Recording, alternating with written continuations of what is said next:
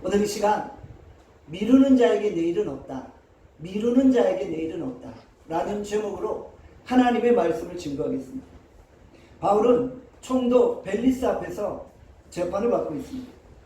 변호사 더들로가 죄수 바울을 기소했죠.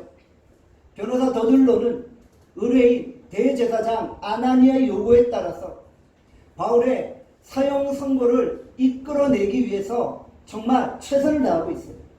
더들로는 바울이 가는 곳마다 반란을 일으키고 소동을 일으켰다라고 누명을 씌우고 있는 거예요. 바울 같은 악질 정치범은 반드시 사형시켜야 한다는 것입니다. 그래야만 로마 제국이 평안하고 안전할 수 있다라는 것이죠. 더들로는 온갖 중상 모략과 온갖 비방을 통해 바울을 올가매고 있는 거예요. 더들로가 생각했을 거예요. 이 정도 바울을 공격했으면 바울이 완전히 주눅이 들어서 벌벌 떨고 있을 것이다. 사실 웬만한 강심장도 대검찰청 앞에 들어서면은 벌벌 떤다고 하잖아요. 정말 말 한마디 못할 정도로 그렇게 위축되어진다고 하잖아요. 바울이 식은땀이 줄줄 흘러서 벌벌 떨고 말 한마디 못할 줄 알았던 거예요. 그런데 이 더들로가 바울을 잘못 봐도 한참 잘못 본 거죠. 바울은 전혀 주눅들지 않았던 거예요. 바울은 하나님의 영에 감동되어서 아주 논리적으로 조목조목 자신의 무죄를 변호하기 시작하는 것입니다. 오늘 본문은 더들로의 거짓 고발에 대해서 바울이 자신을 변호하고 반박하는 내용입니다. 변호사 더들로의 변론이 끝나자 이제 바울이 반박할 기회를 얻게 되어집니다. 사도행전 24장 10절에 말씀합니다. 다 함께 24장 10절 말씀 읽겠습니다. 시작. 총독이 바울에게 머리로 표시하여 말하라니 그가 대답하되 당신이 여러 해 전부터 이 민족의 재판장 된 것을 내가 알고 내 사건에 대하여 기꺼이 변명하나이다.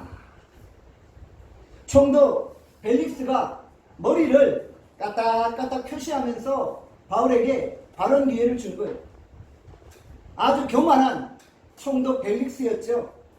머리를 까딱까딱하며 은근히 자신의 권위와 힘을 자랑하고 있는 거예요.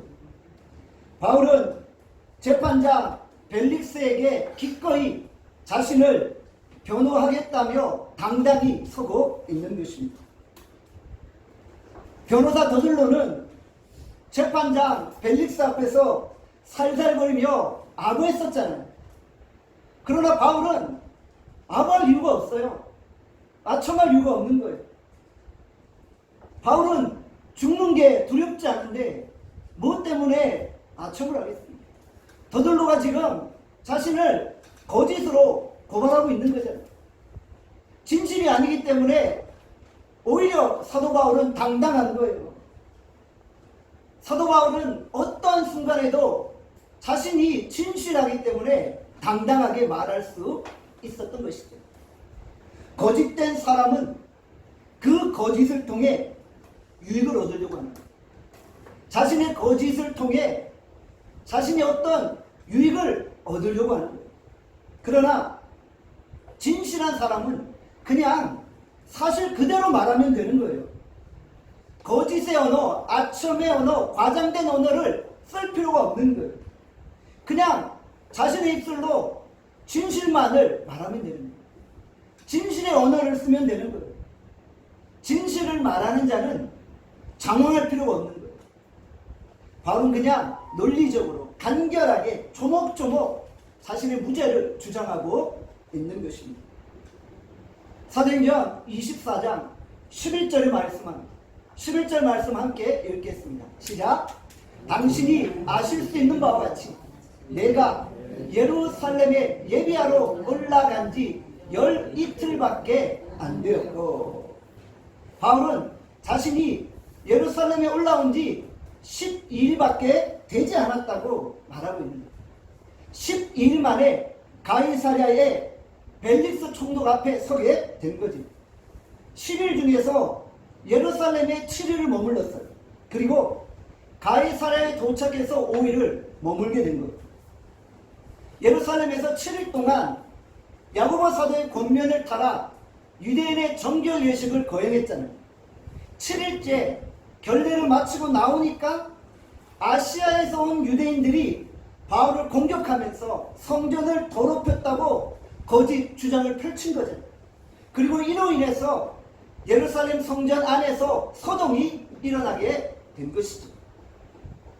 로마 천부장 루시아가 바울을 잡아서 안토니오 요새 안에 가두게 되었죠. 그리고 사내들인 공회 앞에서 사도 바울이 신문을 받게 되었고, 밤에 급하게 천부장 루시아가 가이사랴의 벨리스 총독에게로 바울을 보냈던 것이죠. 바울은 자신이 예루살렘에 올라온 지 12일밖에 되지 않았다라고 강조하고 있는 거예요. 7일 동안은 예루살렘 성전에서 결례를 행했고 5일 동안 로마 군사들의 호의를 받아 여기에 이르렀다고 고백하고 있는 거예요. 12일이란 짧은 기간 동안 어떻게 자신이 로마의 평화와 안전을 위협하는 반란을 계획할 수 있느냐는 것이죠. 시간상으로 도저히 불가능하다고 합리적인 논증을 펼치고 있는 거예요. 어떻게 자신이 400만 되는 유대인들을 선동해서 로마를 대항할 수 있느냐? 12일이라는 짧은 시간 동안 그게 가능하냐? 그 중에서도 예루살렘에서는 7일밖에 있지 않았기 때문에 불가능하다라고 주장하고 있다는 것이죠.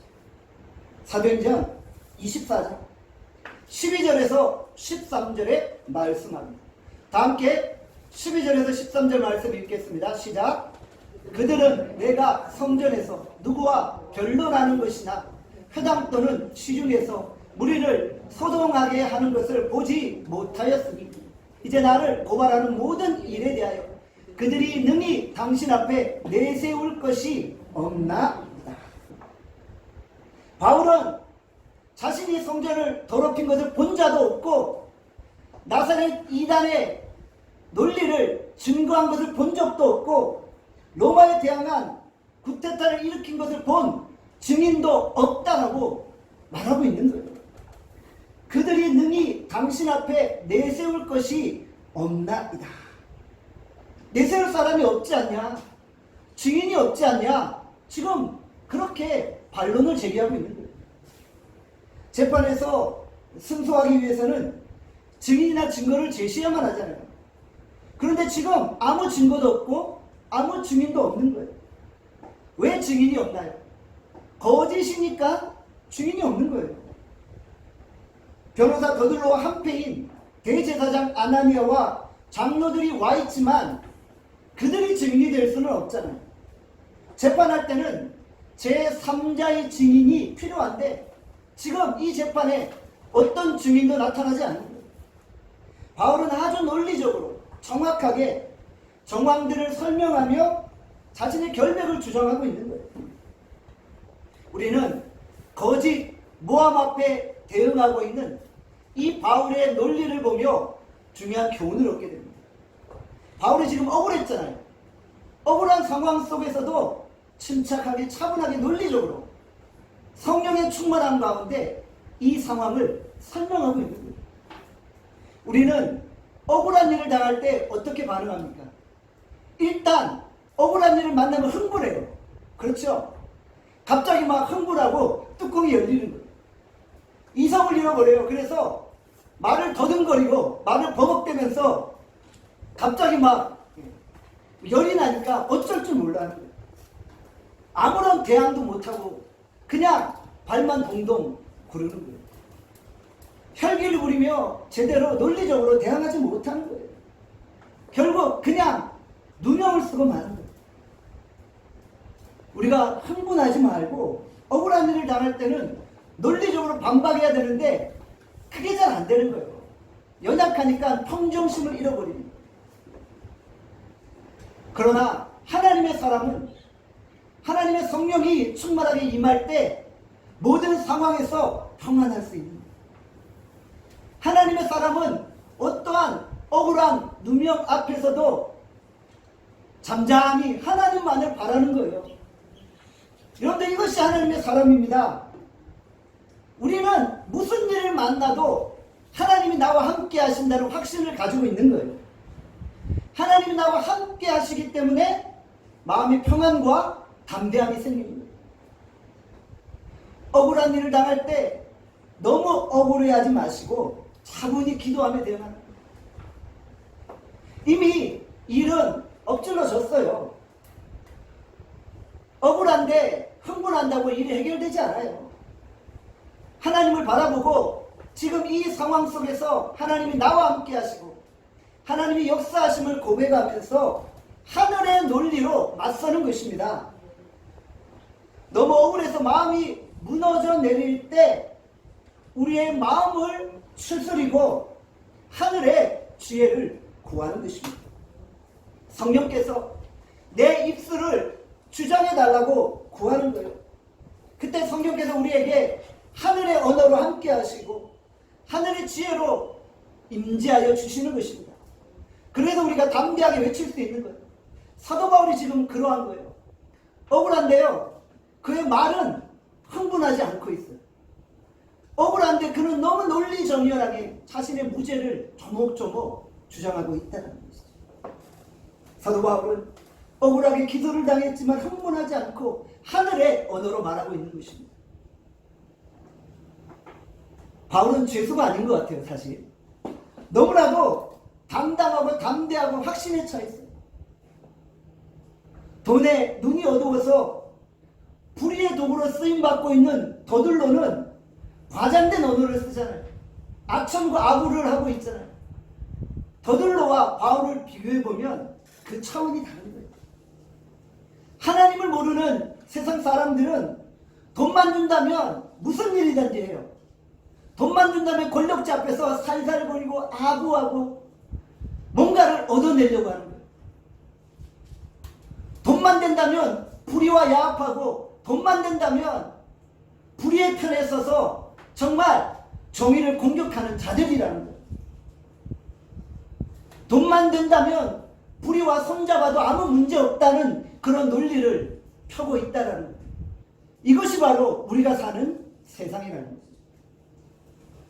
제가 미국 샌디에고에 있었을 때 저와 함께 신앙생활했던 한 남자 집사님 계셨어요.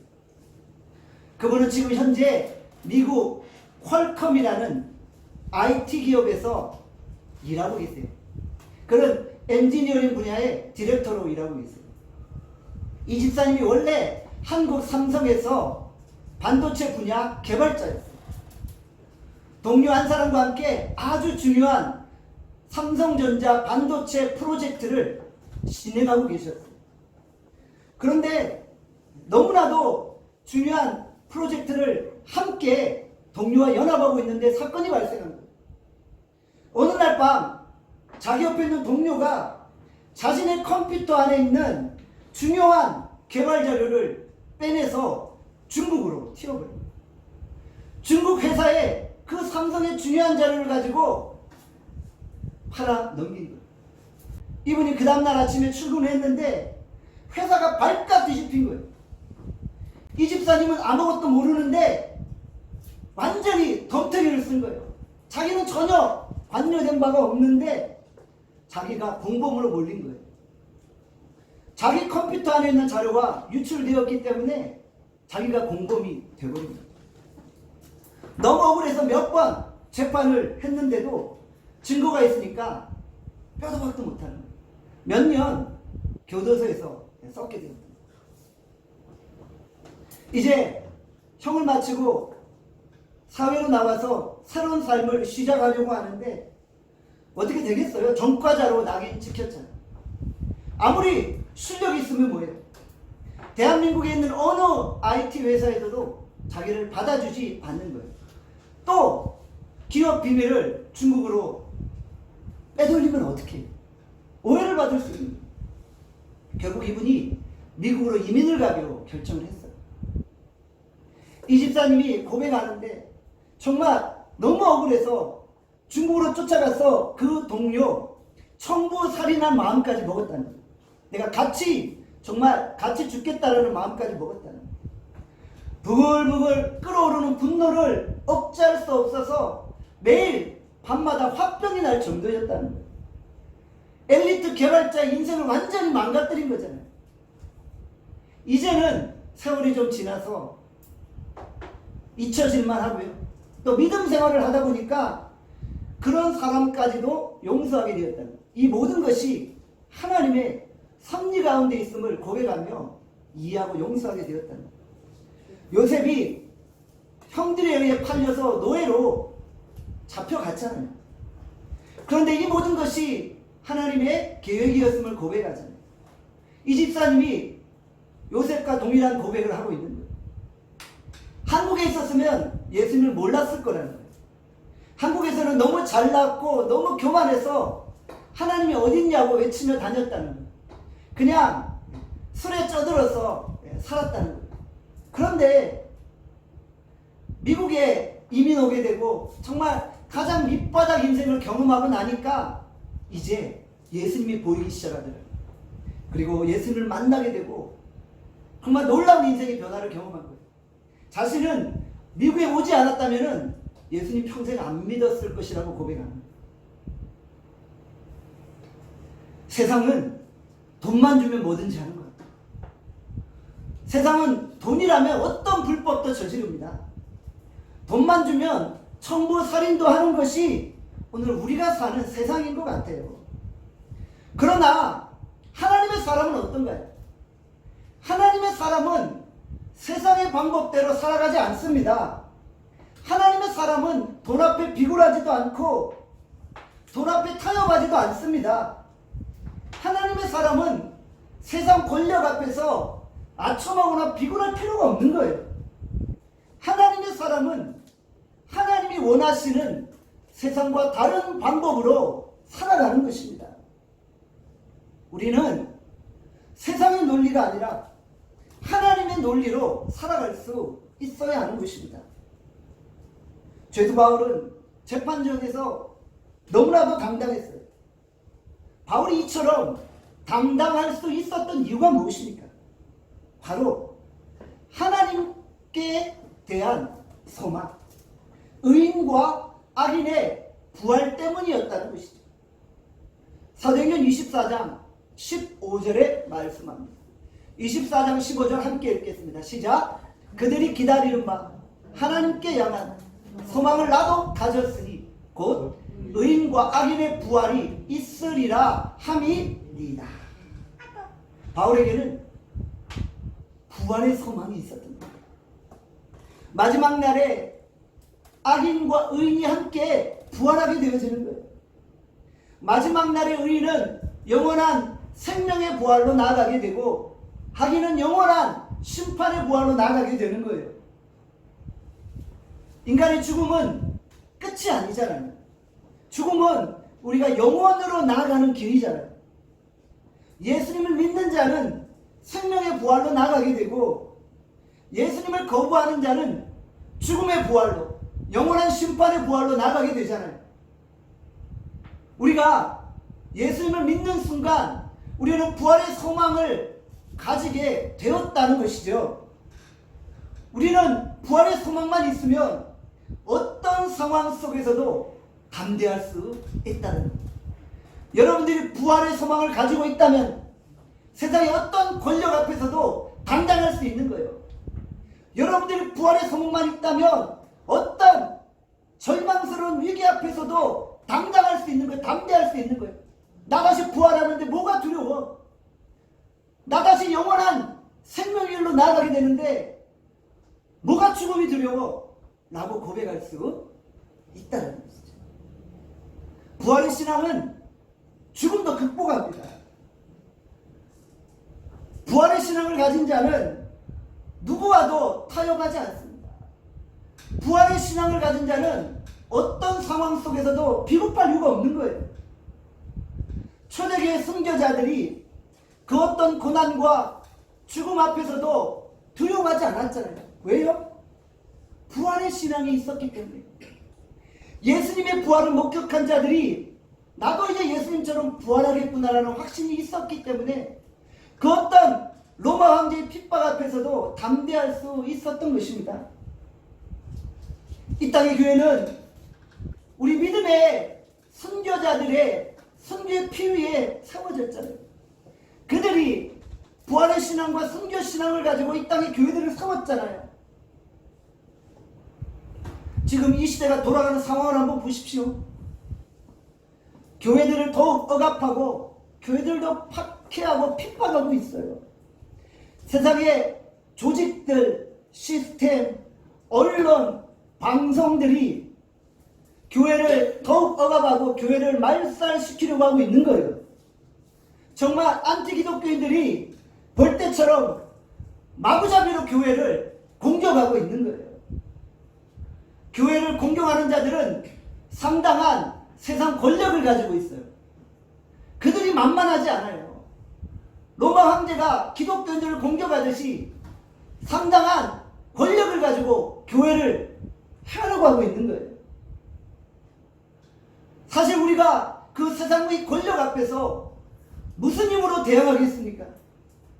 우리에게는 부활의 확신과 부활의 소망밖에 없는 거예요. 우리가 그 부활의 확신을 가지고 세상과 맞서는 거예요.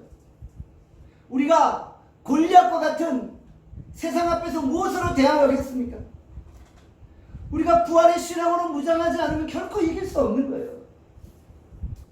부활의 신앙을 가진 창조적인 소수가 불의한 세상 권력을 거부하고 그들 앞에 당당하게 담대하게 외칠 수 있는 것입니다. 나는 너희들에게 아부하지 않을 것이고 나는 너희들에게 타협하지도 않을 것이다. 부활신앙을 가진 자는 세상 권력 앞에서도 홀로 당당하게 서 있을 수 있는 거예요.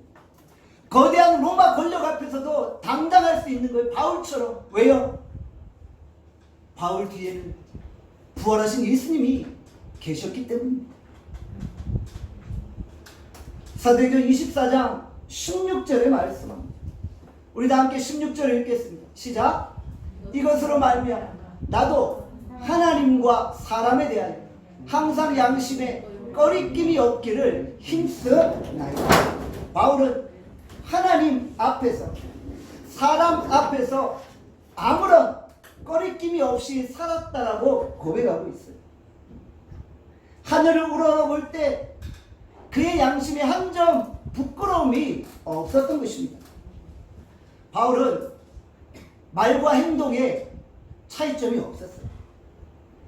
그가 말한 대로 행동하고 있는 거예요. 우리는 때때로 상황에 따라 말과 행동이 달라지잖아요. 우리는 옳고 그름을 가지고 판단하는 게 아니라 상황에 따라 나의 유익에 따라 말과 행동이 달라지잖아요. 이것이 내게 이익이 될 것인가 손해가 될 것인가에 따라서 우리의 말과 행동이 달라지잖아요. 거짓도 나에게 유익이 된다면 진리인 양 말하잖아요. 진리인 양 말하진 않을지라도 그냥 모른 척하고 묵인하잖아요. 거부하지 않잖아요. 이것이 우리의 모습이라는 거예요. 그런데 바울은 재판석에서 하나님과 사람 앞에 양심에 꺼리낌이 없다라고 자신있게 고백하고 있다는 것이죠. 상황에 따라 요리조리 말이 바뀌는 것이 아니라 오직 진실만을 말하고 있다는 것입니다. 우리가 오늘 이 시간 하나님 앞에 양심에 관해 부끄러움이 없습니까? 우리가 정말 하나님 앞에 부끄러움이 없이 당당하게 떳떳하게 살고 있습니까? 우리가 예수를 믿으면서 세상적인 삶에 대해 비양심적일 때가 있다는 거예요. 비즈니스나 사회생활을 하면서 너무나 양심적이지 못한 행동을 할 때가 있다는 거예요. 그러면서 우리가 뭐라고 자기를 합리화시켜요? 세상살이가 원래 그렇다라는 거예요. 세상살이가 원래 그렇기 때문에 떳떳하지 못한 일들을 행하며 자신을 합리화시키는 거예요. 그러나 우리는 하나님 앞에 나의 모습을 숨길 수가 없습니다. 나의 삶을 감출 수가 없는 거예요. 하나님은 우리의 심령과 마음을 꿰뚫어 보시잖아요. 정말 우리가 하나님 앞에 양심적으로 부끄러움이 없는 삶을 살 수 있기를 간절히 소원합니다. 사도행전 24장 22절에서 23절의 말씀입니다. 우리 다 함께 읽겠습니다. 시작. 벨릭스가 이도에 관한 것을 더 자세히 아는 거로 연기하여 이르되 천부장 루시아가 내려오거든 너희를 처리하리라 하고 백부장에게 명하여 바울을 지키되 자유를 주고 그의 친구들이 그를 돌보아 주는 것을 금하지 말라 하니라.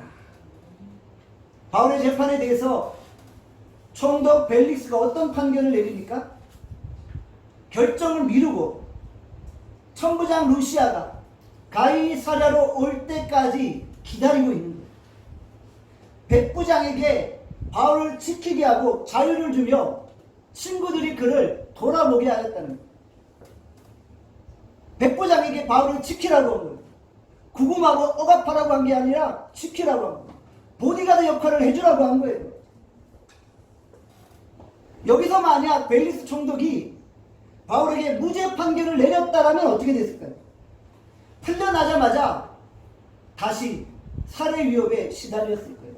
지금 바울을 죽이지 않으면 먹지도 마시지도 않겠다는 자들이 벌떼처럼 일어나 있잖아요.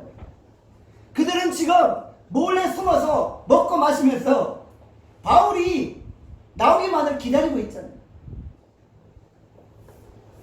벨릭스 총독은 바울의 판결에 대해 판결 유예를 선언하면서 오히려 바울을 보호해주고 있는 거예요. 바울은 로마 병사들의 보호를 받으며 오히려 자유롭게 복음을 전하고 있는 것이죠. 벨릭스가 말했잖아요. 자유를 주고 마음껏 친구들을 만나게 하라. 바울은 오히려 안전을 보장받으며 자유롭게 만나는 사람들에게 주의 복음을 전하고 있다는 것이죠. 여러분, 이것이 놀라운 하나님의 역사인 점이 있습니다. 사도행전 24장 24절의 말씀입니다. 함께 읽겠습니다. 시작. 스루의 벨릭스가 그의 아내 유대 여자 드루실라와 함께 와서 바울을 불러 그리스도 예수를 믿는 도를 듣거늘. 며칠 후에 총독 벨릭스가 아내 드루실라까지 불러서 함께 그리스도 예수를 믿는 도를 듣고 있습니다. 벨릭스가 왜 갑자기 바울의 도를 듣고 싶었을까요? 벨릭스는 노예로서 총독의 자리에 오른 입지시적인 인물이에요. 그는 아무 배경도 없이 그 자리까지 올라갔어요. 그는 수단과 방법을 가리지 않고 성공하려고 했던 거예요. 그런데 그의 마음속에 항상 어떤 생각이 있을까요? 내가 언제든 이 권력의 자리에서 토사구팽 당할 수 있다. 라는 불안이 있는 거예요. 난 언제든지 이 권력의 자리에서 물러나게 될 수도 있다라는 염려가 있는 거예요. 정권을 가진 자가 정권 말기에 느끼는 그런 두려움이에요. 벨릭스는 자신의 권력을 유지하기 위해서 계속 정적을 제거하고 자기 자신을 보호했던 거예요. 그러니 밤마다 무슨 평안이 있었겠어요? 혹시 내가 자고 있는데 정적이 나를 암살하는 것은 아닌가? 자신이 그렇게 맨날 정적들을 암살했으니까 자신이 불안한 거예요. 매일매일 언제 잘릴지 모르는 불안한 가운데 살아가고 있습니다. 그런데 바울을 보니까 뭔가 다른 거예요. 바울의 인생은 완전히 다른 거예요. 죄수인데 갇혀있는데 오히려 재판관 앞에 담대하고 당당한 거예요. 바울이 뭘 믿고 저렇게 담대하고 당당할 수 있을까요? 바울에게는 언제나 평안과 기쁨이 충만했던 거예요. 바울에게 권력자들이 누리지 못하는 하늘의 평안과 하늘의 기쁨이 있는 거예요. 벨릭스는 바울이 무엇 때문에 저렇게 담대할 수 있을까 궁금해지기 시작합니다.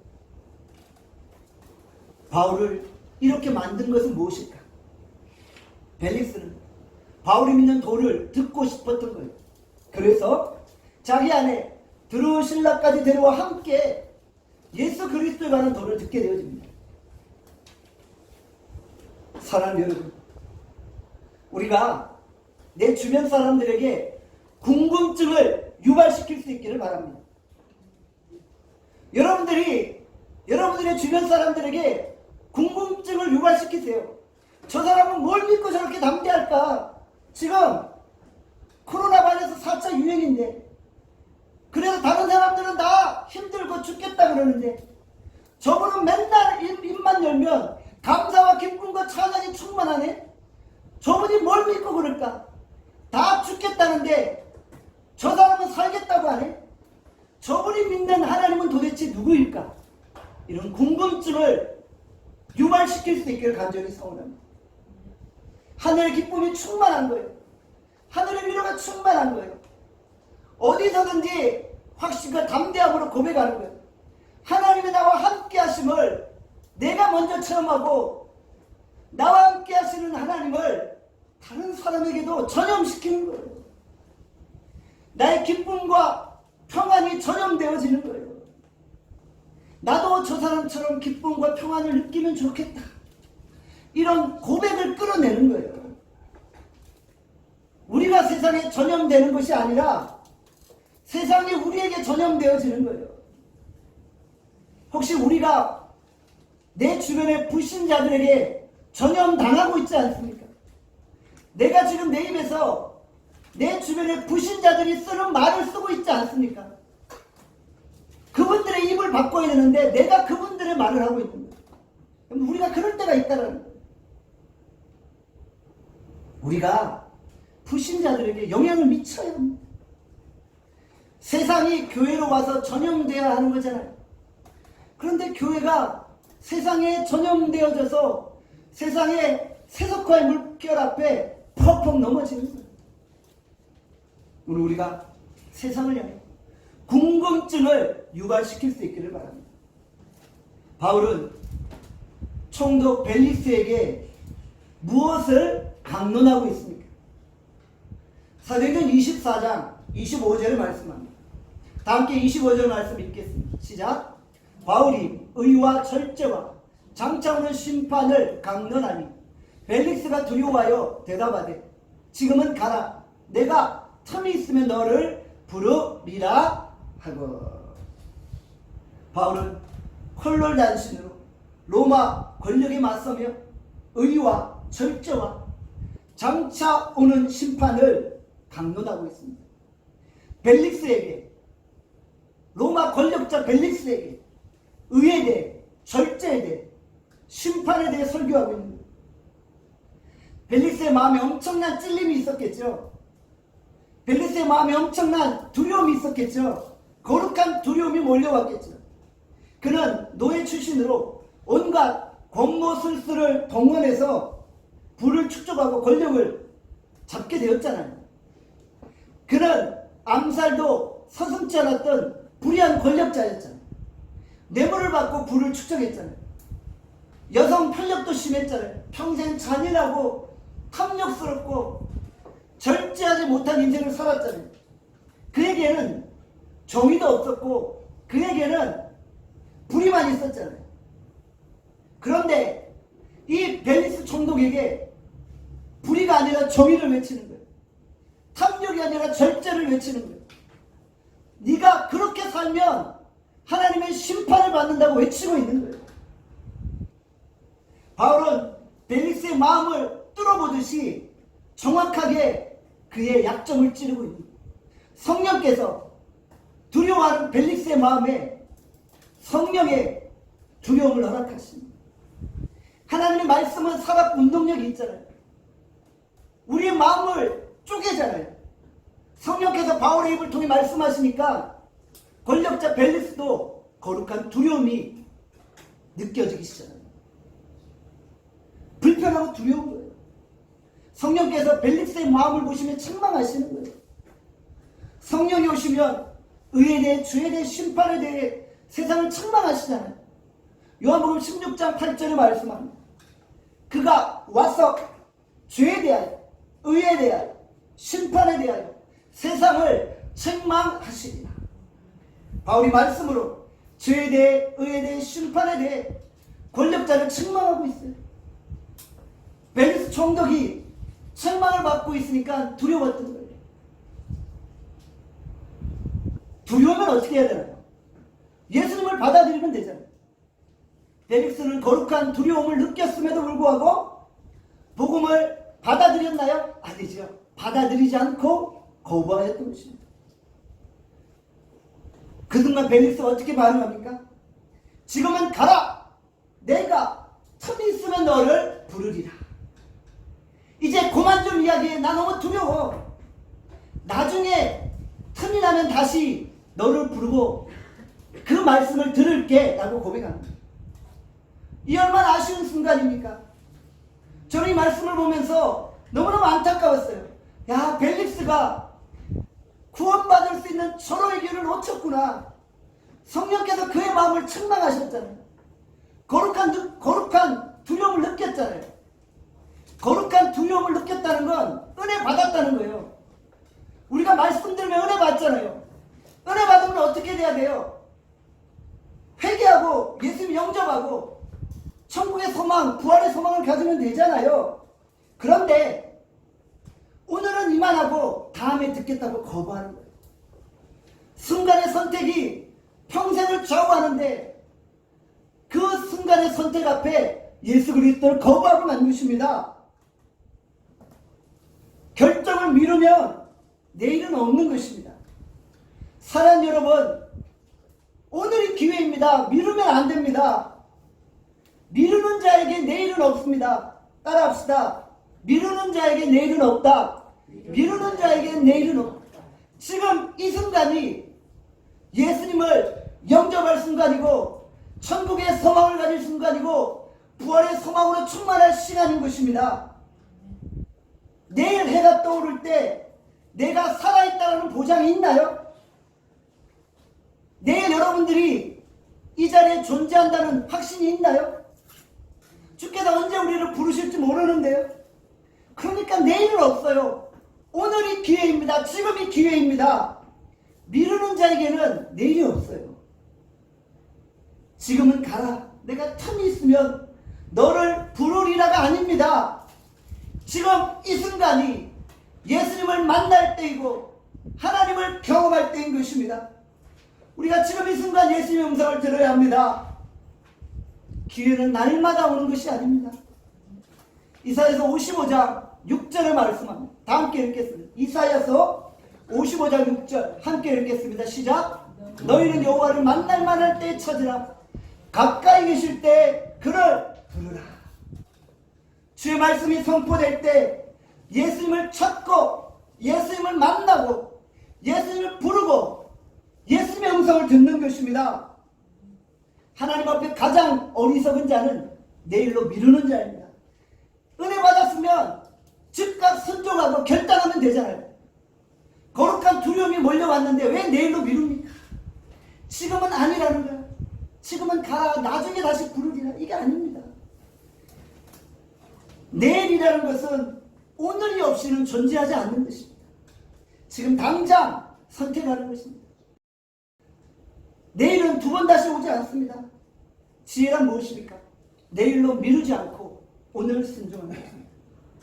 오늘 주께서 우리에게 말씀하실 때 우리가 순종함으로 주께 예배하고 주께 기도하고 주께 헌신하는 것입니다. 나이키 신발 광고도 있잖아요. Just do it. 지금 사라는 거예요. 나중에 사지 말고 지금 사라는 거예요. 신발 광고도 지금 하라고 하는데 우리가 이 은혜 받는 이 시간 지금 주님을 영접하고 지금 은혜 받고 지금 헌신해야죠. 언제 다음에 할 거예요? 다음은 우리에게 다시 오지 않습니다. 우리가 하나님께 즉각 순종하는 믿음의 종이 되시기를 바랍니다. 벨릭스가 거룩한 두려움을 가졌는데 왜 믿지 않았습니까? 바로 돈에 대한 욕심에 사로잡힌 거예요. 돈의 눈이 어두워지니까 복음의 광채가 비춰도 복음을 받아들일 수가 없는 거예요. 돈만 생각하니까 복음이 그 마음을 파고들 수 없는 거예요. 사도행전 24장 26절에 말씀하죠. 다 함께 읽겠습니다. 시작. 동시에 또 바울에게서 돈을 받을까 바라는 거로 더 자주 불러 같이 이야기하더라. 벨릭스가 뇌물을 받을까 기대하고 계속 바울을 부르는 거예요. 말씀을 들을까 기대하고 부른 게 아니에요. 은혜 받을까 기대하고 부른 게 아니에요. 일단 여기서 끝. 말씀은 끝. 이제부터 돈 내놔. 돈 달라고 계속 부르는 거예요. 뇌물 받고 싶어서 부른 거예요. 벨릭스는 평상시처럼 당연하다는 듯이 뇌물 받으려고 했던 거예요. 그런데 바울이 돈을 줄 리가 없죠. 돈도 없고 있어도 안 주잖아요. 바울은 계속 돈을 안 주고 예수님 이야기만 하고 있는 거예요. 벨릭스는 지금까지 돈을 우상 삼아 살아왔던 것입니다. 우리는 하나님 앞에 어떤 모습입니까?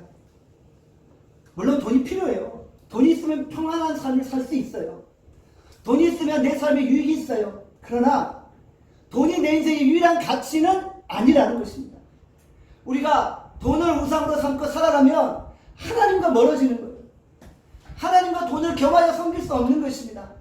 우리가 돈과 하나님을 선택해야 할 때가 온다면 하나님을 선택하는 거예요. 돈은 결국 우리의 눈을 어둡게 만들 수 있다는 거예요. 고린도후서 4장 4절의 말씀은 같이 읽겠습니다. 시작. 그 중에 이 세상의 신이 믿지 아니하는 자들의 마음을 혼미하게 하여 그리스도의 영광의 복음의 광채가 비치지 못하게 함이니 그리스도는 하나님의 형상이니라. 돈에 눈이 어두워지면요 복음의 광채가 비치지 못해요. 벨릭스가 거룩한 두려움을 가졌지만 돈에 눈이 어두워지니까 복음을 받아들일 수 없었던 것입니다. 지옥 가느냐 천국 가느냐 이 중요한 절대절명의 순간인데 이 철없는 벨릭스는 돈만 생각하고 있는 거예요. 이게 우리의 한계는 아닙니까? 우리가 돈의 노예가 되어 복음을 듣고 영생을 얻을 기회를 놓치지 않기를 바랍니다. 돈을 너무 사랑하면 무너집니다.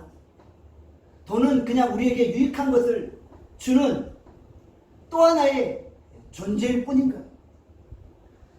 돈 때문에 흔들리는 부분이 있다면 돈을 다 십자가에 못 박아버리는 것입니다. 우리는 오늘 주 앞에 나아가는 것입니다. 오늘 주의 말씀을 듣는 것입니다. 내일로 미루지 말고 오늘 은혜 받고 즉각 성령의 음성에 순종할 수 있기를 간절히 소망합니다. 기도하겠습니다. 오늘 이 시간 주께서 우리에게 주신 말씀 생각하며 기도합시다. 하나님, 오늘 우리가 은혜 받을 때입니다. 구원의 날입니다. 생명의 말씀을 들었습니다. 내일로 미루지 않게 하시고 즉각 순종하게 하여 주시옵소서.